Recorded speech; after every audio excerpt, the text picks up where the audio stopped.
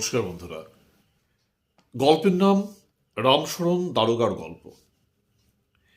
আমাদের পথের দেবতা বিভূতিভূষণ বন্দ্যোপাধ্যায়ের যে চতুর্থ গল্পগ্রন্থ জন্ম মৃত্যু, যেটা 1937 সালে প্রকাশিত হয়েছিল, তারই চতুর্থ গল্প এটি, রামশরণ দারোগার গল্প। এইটা নিয়ে আজ একটু কথা বলবো, পড়বো না, কথা বলবো। রামশরণবাবু আমাদের সন্ধ্যা আড্ডায় নিত্যই আসেন, কিন্তু কথাবার্তা বড় একটা বলেন না।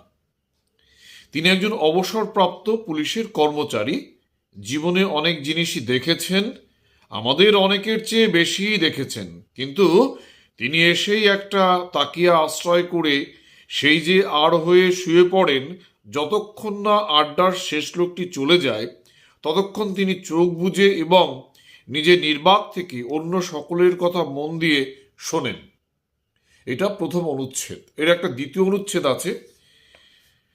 সেদিন সন্ধ্যা থেকেই মেয়েদের প্রেম ও তার মূল্য, এই ধরনের একটা আলোচনা চলছিল। এ সম্বন্ধে যার যা অভিজ্ঞতা সকলেই কোনো না কোনো ঘটনা বলছে।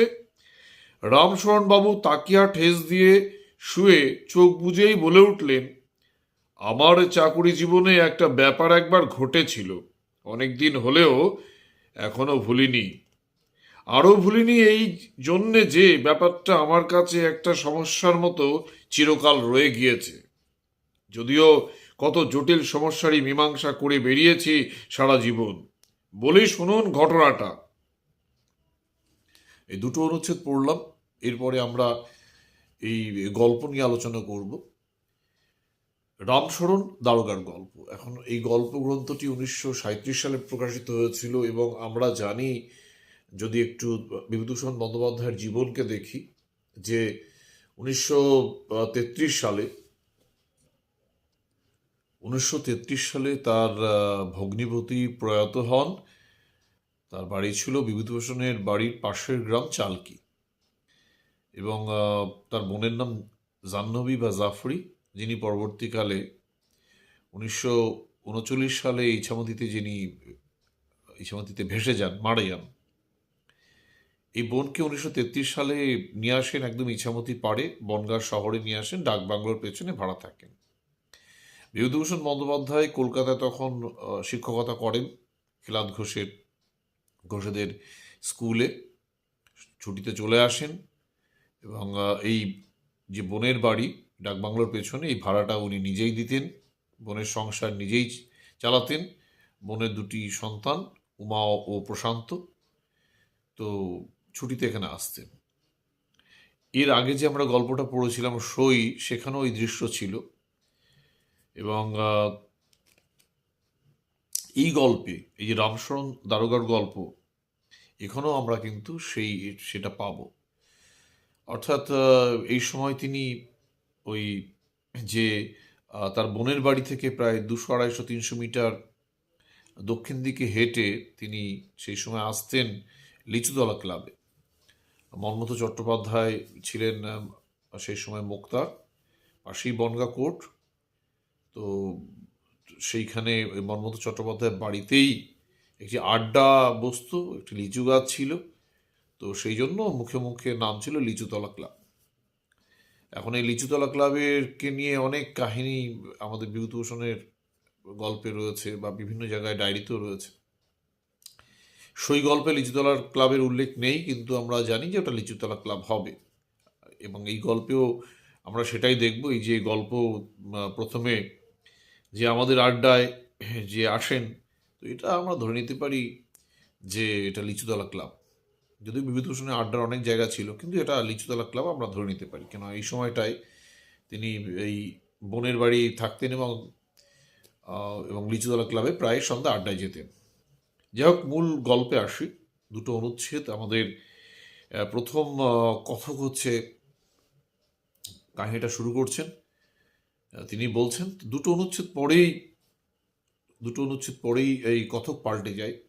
প্রথমে আমাদের যিনি কথক বলেন যে আমাদের আড্ডায় রামশরণবাবু আসেন, এরপরেই কিন্তু রামশরণবাবু নিজেই এই গল্পের কথক হয়ে যান যে রামশরণবাবু সাধারণত তাকের উপর শুয়ে থাকেন আড্ডায় এসে, এবং আহ, প্রায় কোনো কথাই বলেন না, সবার শেষে ফিরে যান, তিনি হঠাৎ একদিন হয়ে ওঠেন এই গল্পের কথক, এবং গল্পের নামও দেওয়া হয় রামশরণ দারোগার গল্প। তো একদিন তিনি বলছেন যে কথক, এবার তিনি আলমপুরে চাকরি করেন। তো একদিন সেখানে এক মহিলা চলে আসেন, মহিলার একটা চিঠি হাতে, তিনি এসে বলেন যে এই চিঠিটা পড়ে দেখুন। চিঠিটা ছিল সেই সময় নারী কল্যাণ আশ্রমের বিখ্যাত ব্যক্তিত্ব যোগেশ চক্রবর্তী। এখন চিঠিটাতে লেখা আছে যে এই মেয়েটিকে, এই মহিলাকে সাহায্য করার জন্য।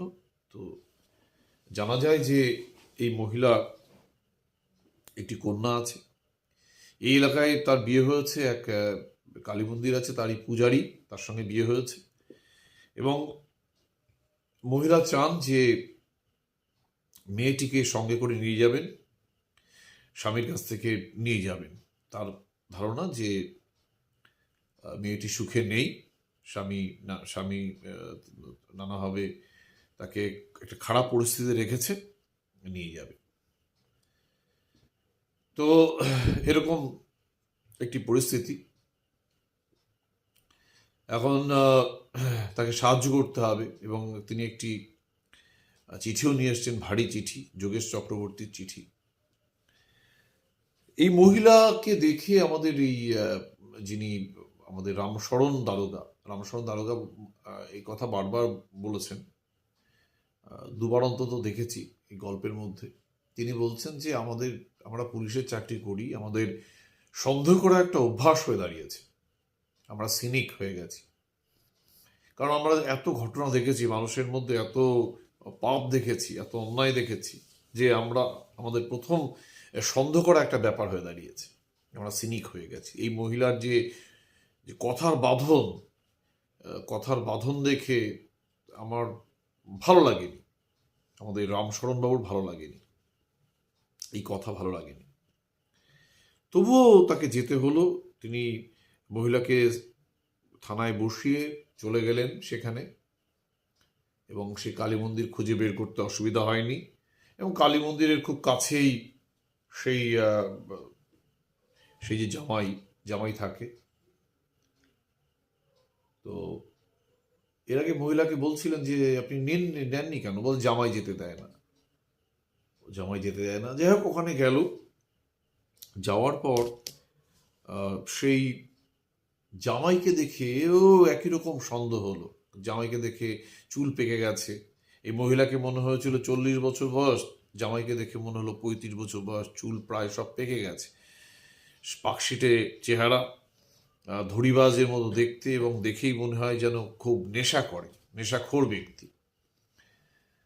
তো তাকে বলল যে তোমার স্ত্রীকে আমরা নিয়ে যাব, তার মা এসছেন নিতে। তো সে বলল যে হ্যাঁ ঠিক আছে, তাহলে নিয়ে যান, যদি তাই ইচ্ছে হয় তাই ইচ্ছে নিয়ে যান, আপনারা কথা বলুন, আমি তাহলে একটু একটু ব্যবস্থা করি। সে চলে গেল তাদের জন্য একটু মিষ্টির ব্যবস্থা করতে, এবং তখন আমাদের রামশরণ বাবু এই মেয়েটির সঙ্গে কথা বলছে, মেয়েটিকে দেখছে। তিনি বলছেন যে এত অপরূপা নারী কখনো তিনি দেখেননি, এত চমৎকার দেখতে তাকে, এত সুন্দর, কিন্তু তাদের অর্থনৈতিক অবস্থা অত্যন্ত খারাপ। তার রূপের বর্ণনা দিচ্ছেন, তার অলংকারের বর্ণনা দিচ্ছেন, কিছুই তো নেই, ঘরের বর্ণনা দিচ্ছেন। প্রথমবার বলায় বলল না, আমি যাব না, একবার যাব না বলছে, আর তখন বর্ণনা দিচ্ছেন যে ঘরে কিছুই নেই, এটা নেই ওটা নেই, এত দরিদ্র তারা। তারপরে আবার বললেন চলো, তোমার মা অপেক্ষা করছেন এখানে, তুমি সুখে নেই মা মনে করছেন। দ্বিতীয়বারও সে যেতে রাজি হলো না, তৃতীয়বারও সে রাজি হয় না, তিনবারের একবারও রাজি হয় না। তখন একটু বিরক্তি হয়, যে তার ইগোতে লাগে, এতবার বলল, ওদিকে মহিলা রয়েছেন বসে, তার মা বসে রয়েছেন। তখন বললো ঠিক আছে, তুমি একটা চিঠি লিখে দাও। এই চিঠি লেখার সময় সে বর্ণনা দিচ্ছে তার রূপের, তার হাতে যে কোনো অলংকার নেই, শূন্য শূন্য, ঘরটা যে একদম মেঝেটা একদম নষ্ট হয়ে গেছে, ঘরে কোনো তক্তাপোষ নেই, কি করে এই ঘরে থাকে, অন্ধকারের কোনো একটা জঘন্য পরিবেশ কি করে থাকে, এইসব বলছি। এবং খুবই অদ্ভুত মনে হচ্ছে যে এত সুন্দরী একটা মেয়ে, এরকম একটা নেশাখোরের মতো দেখতে একজন ব্যক্তি। তো শেষমেশ চিঠি লেখার সময় মেয়েটি কেঁদে দেয়। তখনও সেই পুলিশ রামশরণ দারোগা বলেন যে এই তো তোমার মায়ের জন্য তোমার তোমার মায়া জেগে উঠছে, চলো। তখন বললো যে না, আমি যাব না, মানে এর থেকে ওখানে কষ্ট বেশি, এর থেকে ওখানে কষ্ট বেশি। এবং চিঠি দেওয়ার পরেও এই কথা আরও একবার বলেছিল যে আপনি জানেন না সবটা, এর থেকেও কষ্ট বেশি, এর থেকেও ওখানে কষ্ট বেশি। এরপরে সেই চিঠি এনে মাকে দেওয়া হয়। তো যখন চলে আসবে তখন সেই সেই যে তার স্বামী, তার স্বামীর সঙ্গে দেখা হয়, শাল পাতায় মিষ্টি নিয়ে এসছে, মিষ্টি খেতে দেবে। তখন বলল না, ওসবের কোনো দরকার নেই। কারণ হচ্ছে যে এই যে দুটো ঘটনা ঘটলো, পুলিশও তো মানুষ। প্রথমত একরকম এই মহিলাকে তার পছন্দ হয়নি, এই মহিলাকেও ধড়িবাজ মনে হয়েছে, 40 বছর বয়স। এবং মহিলা যে কথাবার্তায় একটা জিনিসই বোঝাতে চেয়েছে, আমি একসময় অত্যন্ত রূপসী ছিলাম, এবং আরও একটা কথা বুঝিয়ে দিচ্ছেন যে তার অনেক অর্থ ছিল, এবং যখন মেয়ের বিয়ে দিয়েছেন তখন অতটা অর্থ ছিল না। তার কথাবার্তায় এইসব ইঙ্গিত রয়েছে, তার কথার বাঁধন কোনো মতেই ভালো লাগেনি। মানুষ শুধু ভালো, এমন এমন মানুষের সঙ্গে কথা বলতে চায় যে কথাটা ভালো বলে, সরল কথা বলে, সৎ কথা বলে। অতি খারাপ মানুষও চায় যে যে তার সামনে যে আছে সে যেন ভালো কথাটা বলে। এই জন্য মানুষ ভালো গান শোনে, কারণ গানের মধ্যে তো আর মিথ্যে টিথ্যে নেই। তো গান করছে, একটা ভালো গান করছে, খাঁচার মধ্যে অচিন পাখি, তার মধ্যে কোনো মিথ্যে নেই। তো শুনলাম, কেউ গাইছে হয়তো, তার গান শুনলাম বা কিছু চালিয়ে শুনলাম। কিন্তু সামনের মানুষটা যদি এরকম মিথ্যে বলে তাহলে বিরক্তি লাগে। আর পেশাগত কারণে সবসময় বলাও যায় না যে আপনি থামুন, ফালতু কথা বলছেন। তো আর তারপর চিঠি রয়েছে, যোগেশ চক্রবর্তীর চিঠি রয়েছে। তো শেষমেশ এখানে মেয়েটাকেও রাজি করাতে পারলো না, তার ভেতরে একটা ইগোটা একটু ইগো হার্ট যাকে বলে। এবং সেই মুহূর্তে ওরকম একটা ধড়িবাজ ব্যক্তি সে মিষ্টি নিয়ে এলো, বলে না রাখুন না, আপনার দরকার নেই। তো এইখানেই আমাদের গল্প শেষ হয়ে যায়। গল্প শেষ হয়ে যায় এবং তারপরে আবার কথক পাল্টে যায়, প্রথম কথকের কাছে ফিরে যায়। আগেই বলেছি যে কথক ছিল এখানে, কথক আবার রামশরণ দারোগা হয়ে যায়, পরে আবার ফিরে আসে মূল প্রথম কথকের কাছে যে আপনি এই মেয়েটির কি হলো, আপনি কখনো কি কোনো খোঁজ পেয়েছেন? বলছে না, আমার তার পরপরই আমার ওখান থেকে ট্রান্সফার হয়ে যায়।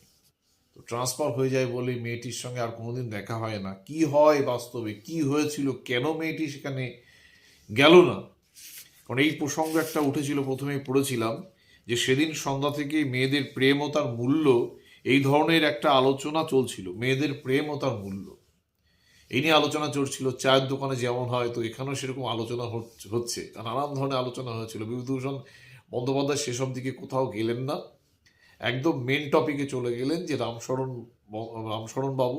দারোগা কোনোদিন কথা বলেন না তেমন, শুয়েই কাটিয়ে দেন ওখানে। তিনি রিটায়ার্ড হয়েছেন, নানান অভিজ্ঞতা হয়েছে, সেই দিন তার নিজের অভিজ্ঞতা তিনি শোনাচ্ছেন। এবং এই মূল ঘটনায় যাওয়ার আগে তিনি তিনি বললেন যে আলমপুরে ছিলাম, আলমপুরে থেকে প্রায় কলকাতা থেকে ডাক আসতো, 7বার করে ডাক আসতো, এবং এসে বলতো যে আপনাদের এলাকায় কোথায় বোমা রাখা হয়েছে, আপনাদের এলাকায় অমুক হয়েছে, আপনাদের এলাকায় তমুক হয়েছে। মানে যেন পৃথিবীর সব খারাপ কাজগুলোই আলমপুরে হয়। এবং উনি বলছেন যে শতকরা 90টা যা বলা হতো, 90টাই হচ্ছে একেবারে মানে মিথ্যে। যে কলকাতা পুলিশ যে বারবার তাদের ডেকে পাঠাতো যে আপনাদের ওই অঞ্চলে হয়েছে, তা শতকরা 90টাই হচ্ছে মিথ্যে। তো এরকম ঘটনা বলতে বলতে বলতে বলতে এই মূল ঘটনায় চলে এলেন বিভূতিভূষণ বন্দ্যোপাধ্যায়। এটা করেন, এটা বলতে বলতে বলতে বলতে কোনটা যে মেন ঘটনা হবে, প্রধান ঘটনা হবে, একটু পরে হয়ে যাবে। তো এর একটু পরে হলো সেই ঘটনা। এবং এইখানে এই যে রহস্য শেষ হইল না, শেষ কোনো রহস্যের নিরসনও করলেন না।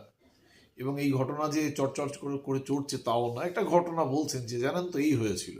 বিভূতিভূষণের গল্পের একটা অদ্ভুত ভঙ্গিমা, অদ্ভুত ভঙ্গিমা ভঙ্গিমা যারা নতুন গল্প লিখতে চায় তাদের এই বিভূতিভূষণের স্টাইলও শেখা দরকার আছে, বিভিন্ন স্টাইল শেখাও দরকার আছে, তারপরে সে করতে করতে নিজের মতো হয়ে যাবে। বিভূতিভূষণের এই যে কৌশল লেখার, এই যে কথক পাল্টে যাওয়া এবং খুব আন্তরিকভাবে গল্প বলা, কোনো গল্পের নামকরণও কোনো চমক নেই, গল্পের মধ্যেও চমক নেই, কিন্তু একটা আন্তরিক যে বলার ঢং, সেটাই একদম, সেটাই একটা ব্যাপার হয়ে দাঁড়ায়, সেটাই চরিত্র হয়ে দাঁড়ায়, সেটাই একটা রং পায়, সেটাই একটা গল্প হয়ে দাঁড়ায়। এটা বিভূতিভূষণ বন্দ্যোপাধ্যায়ের ভীষণ আমরা দেখেছি। এই গল্পেও তাই। এই গল্প এখানে শেষ হয়ে গেল। হয়তো এটা আমি বললাম যে এটা লিচুতলা ক্লাবের ওইখানেরই গল্প, তিনি সেই সময়টা ওইখানেই থাকেন। কারণ আমরা জানি 33 থেকে 39 পর্যন্ত তার বোন যখন মারা গেল, এইখানে এই ডাকবাংলোয় তার বোন ভাড়া থাকতো, এবং বোন যখন মারা গেল তখন তিনি একেবারে কলকাতায় থাকতেন, এবং কলকাতা থেকে যখনই আসতেন তখন হচ্ছে নতুন তার বন্ধু হলো আহ, রমা বন্দ্যোপাধ্যায়। রমা বন্দ্যোপাধ্যায়ের সঙ্গে যে প্রেম পর্ব, এই রমা বন্দ্যোপাধ্যায়ের বাড়িতেই থাকতেন এই সময় আসলে। রমা বন্দ্যোপাধ্যায়ের বাড়িতে থাকতেন এবং সেখানেই তো প্রেম টেম হয়, সেখানেই সম্পর্ক হয়, এবং তারপরে তো বিবাহ হয় 1940 সালের ডিসেম্বরের দিকে, এবং প্রায় 42-এর দিকে বারাকপুরে আবার তিনি চলে যান। তো এই হচ্ছে কাহিনী আজকের, আজকে এই পর্যন্ত।